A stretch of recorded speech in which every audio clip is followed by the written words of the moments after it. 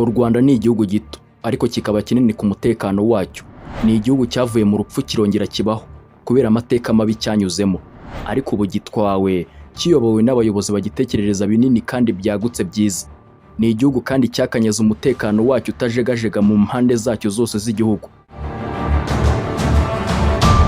Gusa hano tujye kugaruka kuri bimwe mu bitwaro rutura birimo imodoka ndetse n'ibifaru 10 bya mbere by'intambara bikoreshwa ku rugamba bitunzwe n'igihugu cy'u Rwanda, bikoreshwa rwananiranye ku rugamba mu gihe byabaye ngombwa ko bikoreshwa.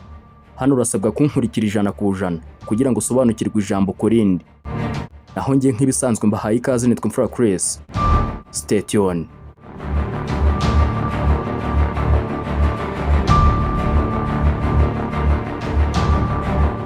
Ku mwanya wa 10 dusanga T-57 na T-55 tanks. Ni ibifaru bibiri by'intambara. Izi nizo tanks zakozwe ku bwinshi kurusha izindi zose mu mateka y'isi, aho hamaze gukorwa izigera ku 100,000. Izi zatangiye gucurwa n'igisirikare cya Leta Zunze Ubumwe z'Abasovieti, Soviet Union, mu gihugu cy'Uburusiya nyuma y'intambara ya kabiri y'isi yose, ari mu mpera z'imyaka y'1945. Iki ni igifaru iyo cyicaye hasi neza gipima toni zigera kuri 36 zose, ikagira uburebure bwa metero 9, bijyana n'umututu w'imbunda wayo witwa 100mm D-10 rifle gun. Zombi zishobora kurasa ku ntera ndende kuri kilometero 1 kugeza kuri 3, ariko bitewe n'umuhanga uyirashisha ishobora kurasa kuri kilometero 4 zose, ishwanyaguza imodoka n'ibindi bifaru by'imitamenwa by'intambara ku rugamba. Ni igifaru kandi gifite ubugari bwacyo bureshya na metero 3 zirengaho gato. Bifite moteri cyangwa se engine zikomeye zitwa diesel V-55, itanga imbaraga zishobora kugenda ku muvuduko wa kilometero 50 ku isaha ku muhanda ugoroye neza. Naho kugira ngo igende neza ikenera abantu 4 barimo umuyobozi, commander, umutwazi wayo, driver, umurashi wayo, the gunner, n'ushyiramo cyangwa se urodinga amasaso mu mbunda. Naho hejuru yayo iba yikoreyeho imbunda rutura nini ya machine gun ikoreshwa nayo ku rugamba. Ibi ni ibifaru byongewemo ikoranabuhanga rihambaye ribafasha gutahura no kurinda abayirimo ibitwaro by'uburozi ndetse n'ibindi bishobora guturuka ku bitwaro kirimbuzi, nuclear weapons, ndetse hongerwamo ikoranabuhanga rishya rikoreshwa mu gihe cy'igicuku cya night vision goggles cyangwa se laser range finders. Izi tanks z'intambara zifite akamaro kageretse ku kandi, kuko igisirikare cy'u Rwanda RDF bayikoresha mu gutanga umusada ukomeye ku basirikare barwanira ku butaka mu buryo buhambaye. Ubushobozi bwayo bwa mbere ni ugushyigikira ingabo ku mirongo y'urugamba binyuze mu gusenyagura ibirindiro byose by'umwanzi n'amazu akomeye yihishemo haduye. Ibi bikaba bifasha abasirikare gukomeza ku mirongo y'urugamba nta gutinya kuraswa. Byongeye kandi izi tanks zitanga ubwirinzi buhambaye ku basirikare, kuko ikozwe mu byuma bikomeye bya nyabyo mu kurinda abayirimo n'abari hafi y'amasasu y'imbunda ntoya n'ibiturika ku rugamba. Ibi bituma ishobora kwifashishwa mu gutwara abasirikare cyangwa se kubabera nk'ingabo mu gihe bari gufata uduce tw'umwanzi yihishemo baminjaho ibisasu, cyane cyane mu bice bitarimo imihanda ikozwe neza cyane, kuko imodoka ari nto kandi yihuta ku rugamba.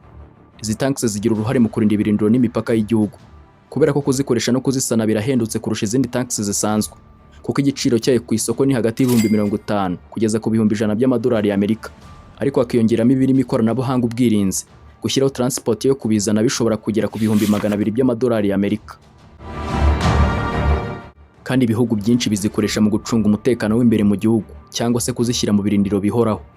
Ibi bituma ingabo zigira intwaro zikomeye igihe cyose, idasaba ikoranabuhanga rihanitse cyangwa se amafaranga menshi mu kuyitaho buri munsi. Kuri uyu munsi izi tanks ziracyagaragara mu ntambara zitandukanye nk'iy'Uburusiya ndetse na Ukraine. Ibi bipimo byose ndetse n'ibindi byayo bigira igifaru gito kandi kihuta ugereranyije n'izindi tanks z'intambara zikomeye za main battle tanks, ari nabyo bituma ikomeza kwifashishwa mu bihugu byinshi kugeza n'ubu muri uyu mwaka wa 2026. Impamvu izi tanks zizwiho korohera ibihugu byinshi, ariyo mpamvu zikiri ku nzego z'ubwirinzi mu bihugu birenga 50 byose ku isi. Ku mwanya wa 9 hari imodoka y'intambara yitwa Panhard AML-90 yakozwe n'igihugu cy'Ubufaransa ari mu mwaka wa 1960. Uruganda rwayicuze rwitwa Société de Construction Panhard AML-90. Iyi yatangiye gukoreshwa neza n'ingabo z'Ubufaransa mu buryo bw'akazi ari mu mwaka wa 1961, nyuma imaze gukorwa. Iyi kagira imbunda nini yayo yitwa 19mm 921 rifle gun, ndetse n'imbunda yayo ntoya barasira ku gice cyo hagati hejuru ya machine gun nayo yitwa 7mm.62. Kugeza ubu hamaze kugurwa izigira ku 4,000 mu bihugu bisaga 30 ku isi, cyane cyane muri Afurika y'Uburasirazuba bwo hagati, kuko u Rwanda rufite imodoka z'intambara zibarirwa ku 100. kuko RDF izikoresha cyane cyane mu butasi no kugenzura umutekano mu gihugu ndetse no hanze yacyo. Iyi modoka ipima toni zigera kuri 6, ikagira uburebure bwa metero 5, harimo n'uburebure bw'imbunda yayo, ubugari bwa metero 1, kandi ishobora kugendamo abasirikare bagera kuri 3, umuyobozi wayo, utwaye imodoka ndetse n'urashisha imbunda mu birometero biri kure cyane. Ifite kandi imbunda rutura na 9mm ipakirwamo amasasu agera kuri 90, irasa ku ntera ya kilometero 1 kugeza kuri 2 zose. Ifite kandi amasasu yayo yitwa high explosive anti-tank ashobora gutobora ibyuma no gushwanyaguza ibifaru by'imitamenwa n'imodoka z'intambara ku rugamba. Afite uburebure bwa milimeter 320. Ibi bituma ishobora guhangana n'ibifaru bikomeye ku rugamba, yaba ibirashe mu mpande cyangwa inyuma icyarimwe. Naho mu masoko y'imodoka z'intambara mpuzamahanga, imodoka imwe ishobora kugura hagati y'50,000 n'ibihumbi 60 by'amadolari y'Amerika, hafi miliyoni 80 z'amafaranga y'u Rwanda, bitewe n'uruganda rwayikoze, ibikoresho bayikoreshejeho n'ibindi bigenderwaho bitewe n'uko imeze, cyangwa se n'ibyakongerwamo nyuma bitewe n'iby'igihugu cyifuza.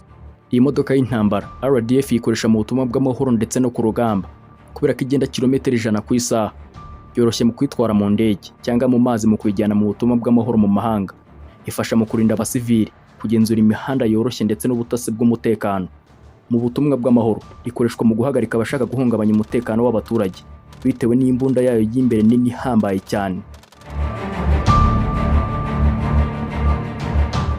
Ku mwanya wa 8, igihugu cy'u Rwanda gitunze BM-1 tank. Iki ni igifaru n'ubundi cyakozwe na Leta Zunze Ubumwe z'Abasoviete mu gihugu cya Putin nako cy'Uburusiya, ndetse ikorwa n'inganda z'Uburusiya, aho yatangiye gukorwa mu buryo bwinshi mass production ari mu mwaka w'1966, zikomeza gukorwa n'ubundi kugeza mu mwaka w'1988. Izwiho ko bariyo ya mbere yakozwe mu buryo bwa infantry fighting vehicle, cyangwa se ubugenewe gutwara abasirikare mu rugamba rwagati, kandi ikagira n'ubushobozi bwo kuminjaho ibisasu kuri haduyi ku rugamba mu buryo bukomeye cyane. Iyi tank ifite umututu w'imbunda muremure munini wa 73mm 2A28 kurum. Ifite ubushobozi bwo kurasa neza ku ntera iri hagati ya metero 700 n'igihumbi. Gusa ishobora kugera kuri hashoboka hagati ya metero 1300 n'igihumbi, bitewe n'umuhanga w'umurashi uri kuyirashisha. Imbunda kandi ifatanye n'imbunda nini ikoreshwa ku ntera iri hafi, yitwa 7.62mm PK8, ubusanzwe irasa kuri metero 1000 mu buryo bugaragara cyane. Muri make, iki gifaru gifite ubushobozi bwo guhangana no gutanga ubufasha mu mirwano ku ntera y'ibirometero 3 byose, kuko ipima toni zigera kuri 14, ibasha kugera ku muvuduko wa kilometero 65 mu isaha, ikaba yanagendera mu mazi idacubiye ku muvuduko wa kilometero 7 ku isaha, ikagira uburebure bwa metero zigera kuri 7. Iyi modoka ya BM-1 ikunze kugura hagati y'500,000 na miliyoni y'amadolari y'Amerika, aho amasezerano amwe n'amwe y'ibihugu bitandukanye yagiye yerekana ko igiciro gishobora kumanuka kikagera ku 460 by'amadolari y'Amerika kuri buri imwe iyo haguzwe nyinshi. Naho iki gifaru cy'intambara gikoreshwa kenshi ku ngabo z'u Rwanda RDF, bitewe n'imiterere y'akazi zikora haba mu gihugu ndetse no mu butumwa bwo kubungabunga amahoro hanze yacyo. Yongerera abasirikare ubushobozi bwo gutwara ingabo mu mutekano usesuye, ifasha kugeza amatsinda y'abasirikare basaga 8 aho urugamba rugeze bari mu modoka ikingira amasasu y'imbundano n'ibisasu, bituma batagabwaho ibitero bitunguranye bakiri mu ntera ndende. Iyi BM-1 ifite imbunda ya 73mm na misile byayo bishobora gushwanyaguza ibifaru cyangwa se ibirindiro by'umwanzi. Ibi bigatuma abasirikare bagira imbaraga zo kwirwanaho no gusatira umwanzi bafite intwaro ziremereye zibaherekeje. Ariko u Rwanda kuko ari igihugu gifite imigezi n'ibiyaga, iyi tank ifasha RDF kwambuka imigezi nta kiraro gihari, bituma ingabo zigira umuvuduko ku rugamba kandi zikageraho umwanzi atateganyaga. Iki ni igikoresho cy'ingenzi mu butumwa bw'amahoro muri misiyo zitandukanye, aho muri uyu mwaka wa 2026 RDF iracyari mu butumwa bukomeye muri Mozambique na Centrafrique, aho izi modoka zifashishwa mu kurinda imihanda, guherekeza amatsinda atanga umusada ku rugamba no guhangana n'imitwe y'iterabwoba mu bice bitoroshye kugeramo. Ku mwanya wa 7, RDF ifite imodoka y'intambara ya Ratel IFV vehicle, iri mu zagaragajwe cyagiye mu karere ka Rubavu igihe ibisasu bya Kongo byagerageza kugwa mu Rwanda, ubwirinzi bwa bene Kanyarwanda ikabisamira mu kirere nk'agashirira kaguye mu nyanja. Izi bazikoresheje mu kurinda imbibi z'imipaka y'igihugu cy'u Rwanda. Iyi Ratel IFV infantry vehicle yakorewe mu gihugu cya South Africa, Afurika y'Epfo, nayo imirimo yo kuyishushanya no kuyitegura designer yayo yatangiye mu mwaka w'1968, maze iza gushyirwa mu ruganda rwa Sandak Austria, uburuzwi nka BAE System Land Systems OMC, ndetse itangira gukoreshwa muri za operasiyo zitandukanye z'intambara ari mu mwaka w'1976. Iyi yakorewe ahanini intambara, ikaba yarubatswe hagamijwe guhangana n'ibihe by'intambara zo mu mashyamba no kurinda abasirikare ibitero by'amamine ku rugamba. Iyi modoka y'intambara yagenewe gutwara abantu batandukanye bitewe n'ubwoko bwayo, ariko muri rusange ishobora gutwara hagati y'abasirikare 10 na 12. Muri bo harimo abakozi b'imodoka 3, shoferi, kamanda n'ushinzwe kurashisha imbunda hejuru, ndetse n'itsinda ry'abasirikare 8 kugeza ku 9 bicara inyuma. Iyi Ratel ni imodoka ifite metero 7, ubugari bwa metero 2 burengaho gato, n'ubuhagarike bwa metero 3. Ifite uburemere bwa toni ziri hagati ya 18 na 500 kugeza kuri 19 bitewe n'ubwoko bw'imbunda n'ibikoresho biyirimo. Imiterere yayo yakorewe guhangana n'imihanda yo muri Afurika kugira ngo irinde abayirimo igihe ihuye na za mine z'ibisasu. Ku bijyanye n'umuvuduko wayo, ishobora kugenda kilometero 105 ku isaha ku muhanda urambuye neza, kandi ishobora kugenda urugendo rwa kilometero 1000 itongeye kunywa lisansi cyangwa amavuta. Ifite kandi ubushobozi bwayo bwo kurasa butandukanye bitewe n'ubwoko bwayo. Urugero nka Ratel -20 irasa neza ku ntera ya kilometero 1 n'igice kugeza kuri 2, na Ratel -19 ikagera kuri kilometero 2,200 hifashishijwe umututu w'imbunda wayo wa Canon ushwanyaguza ibifaru n'imodoka by'intambara ku rugamba. Naho ku gisirikare cy'u Rwanda rifite akamaro k'umwihariko mu gutwara imitwe y'ingabo y'abasirikare mu buryo bwihuse kandi bwizewe mu duce tw'intambara cyangwa mu butumwa bw'amahoro hirya no hino ku mugabane w'isi. Ibafasha kandi mu bitero bitunguranye kubera umuvuduko wayo, ikaba n'inkingi ikomeye mu kurinda abasirikare bari mu bibazo. Iyi ni imodoka yagaragaje ubudahangarwa mu bice by'ubutayu n'amashyamba, aho u Rwanda rukunze gutanga ubufasha mu bihugu bitandukanye. Igiciro cyayo ku isoko mpuzamahanga, imodoka imwe ishobora kugura hagati y'amadolari 250 na 350 by'amadolari y'Amerika bitewe n'ubwoko bw'itumanaho n'intwaro bayishyizemo. Ibi bituma ikomeza kuba amahitamo meza ku bihugu bikeneye imodoka zikomeye kandi bitwara amafaranga make mu kubirinda. Ku mwanya wa 6 dusangaho ibifaru twahurije hamwe kubera ko bijya kugira imiterere ijya kumera kimwe, aho bitandukaniye n'aho byakorewe n'inganda zabikoze ndetse n'ibihugu bitandukanye, ari byo BTR-16 ndetse na WZ-556. Gusa iya BTR yakozwe na Leta Zunze Ubumwe z'Abasoviete mu gihugu cy'Uburusiya, ikorerwa mu ruganda rwa Greek Automobile Plant ari mu mwaka w'1959, naho indi ya WZ ikorwa n'Abashinwa mu ruganda rwa Norinco China North Industries Group Corporation mu myaka w'1984. Izi modoka z'intambara icyo zihuriye ku ntego yayo nyamukuru si ukurasa ibifaru binini by'intambara, ahubwo no gutwara abasirikare mu mutekano zikabagezaho urugamba rurimbanyije, babarinda amasasu mato ndetse n'ibisasu biturika. Zombi zifite imiterere ituma zishobora kugendera ku muvuduko munini ku muhanda kurusha ibifaru bigendera ku minyururu isanzwe.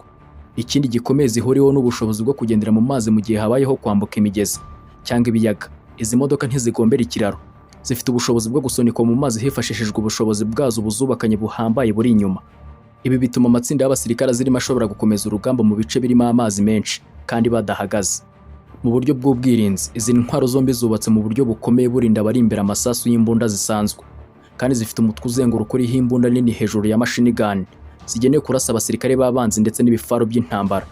Zombi kandi zikoresha uburyo bwo guhindura umuvuduko w'umwuka mu mapine kugira ngo zishobore kugendera ahantu hagoye, haba mu byondo cyangwa se mu mucanga, bitabaye ngombwa ko umusirikare asohokamo.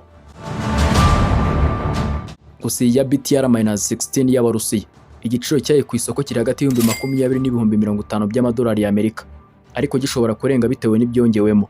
Naho iya WZ-556 y'Abashinwa igura hagati y'500 na miliyoni y'amadolari y'Amerika, nayo gusa bitewe n'intwaro n'ubuhanga bayongeyemo.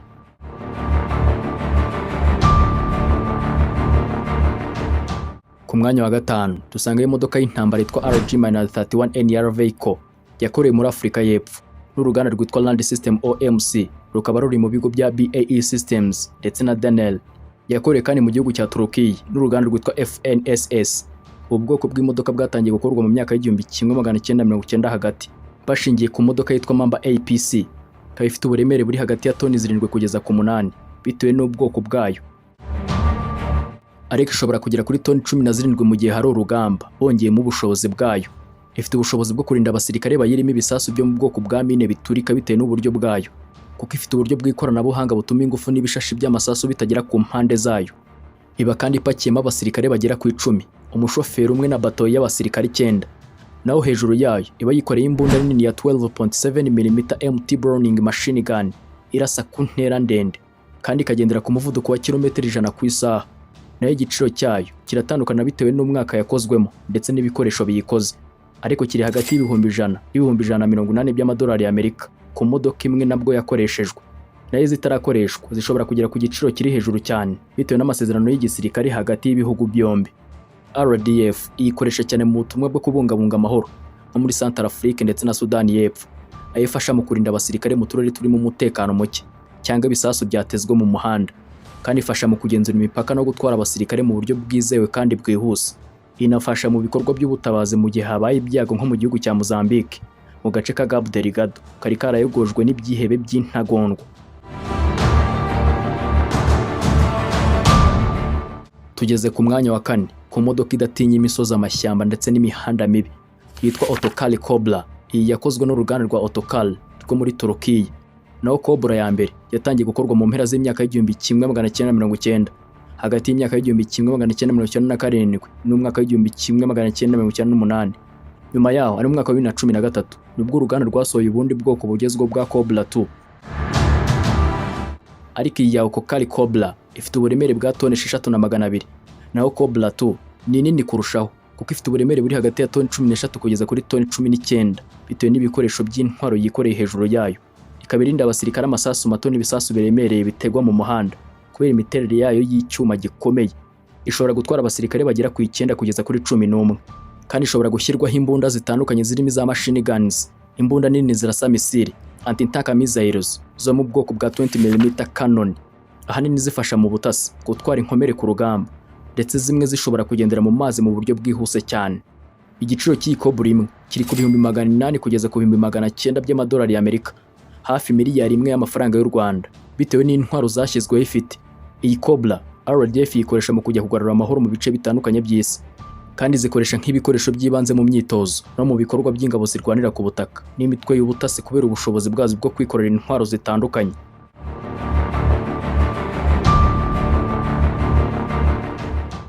Ku mwanya wa 3 dusanga Light Armored Vehicle igenda ku muvuduko uhambaye kandi ikoreshwa mu butumwa butandukanye bw'ubutasi mu kurinda abasirikare ku rugamba.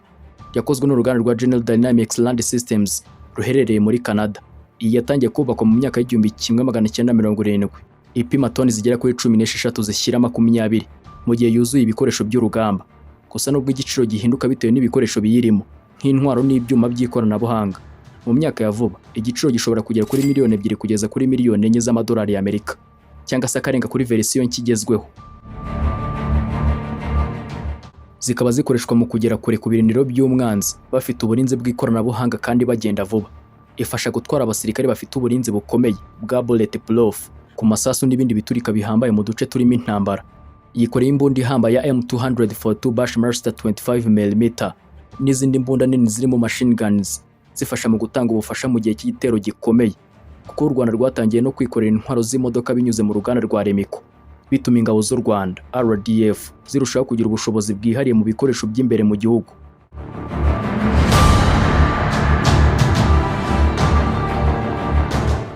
Tugeze ku mwanya wa 2 uri imodoka ihambaye yitwa PCR-09. Ni imodoka y'intambara yo mu bwoko bwa self-propelled 𝐂𝐻𝐿 yakozwe n'Abashinwa mu ruganda rwitwa China North Industries Group Corporation Limited.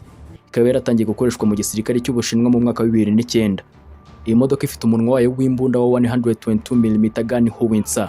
Ikaba ifite ubushobozi bwo kurasa amasasu 6 kugeza ku 8 ku munota, kandi ikaba ifite ubushobozi bwo kurasa ibisasu mu ntera ndende, ndetse ikifashisha n'ibikoresho byongera intera bizwi nka rocket assisted projectiles.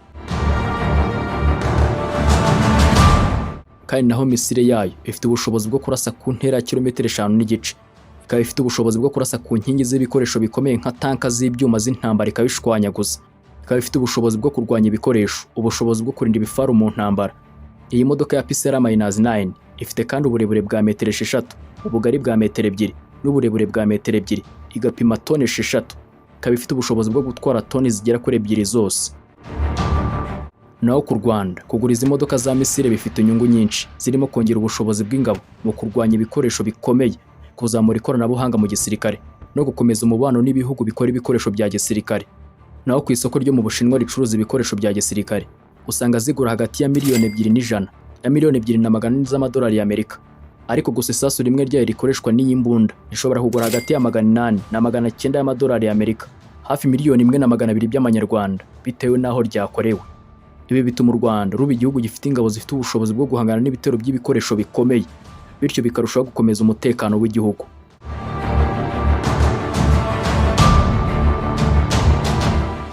Hano tugeze ku mwanya wa mbere, hari ubwirinzi budasanzwe RDF ikoresha bwitwa -116.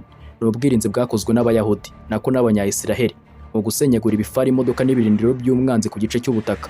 Ibikora irasa imvura y'ibisasu bya roketi bigera kuri 26 mu munota umwe, bishobora gukwirakwira ku buso bwa kilometero kari 31,400. Ikoreshwa ku ikamyo cyangwa se trailer bitewe n'uko yubatsweho.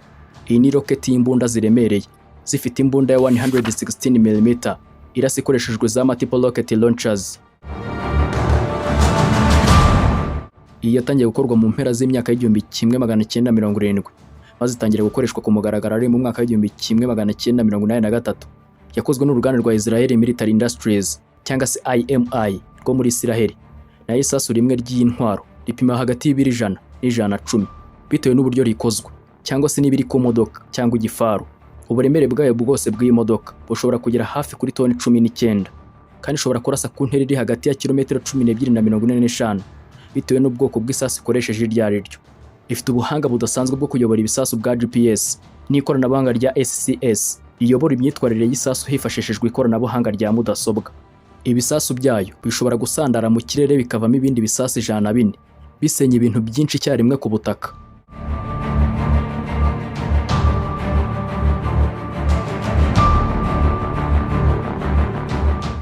Ese umaze kumva ubwirinzi ndetse n'ubuhanga bw'ibitwaro by'igisirikare cy'u Rwanda RDF itunze, utanze igitekerezo ki? Gishyiraho hasi muri comment. Mwakoze kubana natwe ndetse no kudutega amatwi, kandi niba mwakunze ibyo dukora mwibuke gukanda like, kandi mwibagirwe gukora subscribe. Naho ngiye wumvaga nitwa Imfura Chris. Sawa, murakoze, naho ubutaha.